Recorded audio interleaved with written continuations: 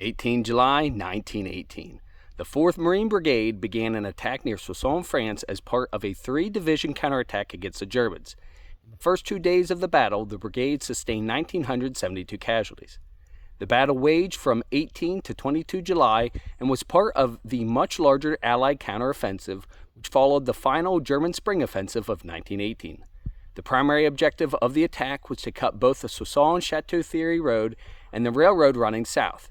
As these were the main supply routes for the German forces in the Marne salient, cutting them would severely impair the German ability to supply its armies defending it.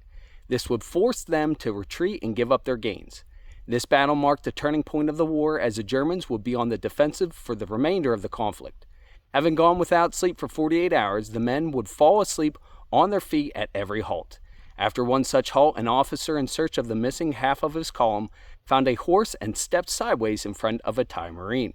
The Marine had fallen asleep with his head pressed against the horse's flank and had broken the line. Most of the machine guns were lost in the rear area and did not rejoin the division until 19 July. As a consequence, the 5th Machine Gun Battalion received its guns the day of the battle, and the 4th Machine Gun Battalion made its way into the force without guns and ammunition. The Marine 6th Machine Gun Battalion, although carrying guns and ammunition, did not arrive at the jump-off point in time to go over with the infantry. The assigned attack zone of the 5th Marine Regiment was the northern left flank of the U.S. Army's 2nd Division. Since the 6th Marine Regiment was designated as General Reserve for 20th Corps, the 5th Marines were assigned the attack frontage of an entire brigade. This forced Lieutenant Colonel Logan Phelan, commander of the 5th Marines, to use 2 assault battalions rather than the standard assault, support, reserve formation. Approaching the jump-off line in standard formation, 1st Battalion double-timed the final stretch not long after the barrage started. The falling 2nd Battalion deployed to its right, and the understrength 3rd Battalion followed in support. The attack plan called for 5th Marines to wheel right in a southeasterly direction after emerging from the forest. Approximately half of the Marines of the frontline assault failed to make the south and change direction.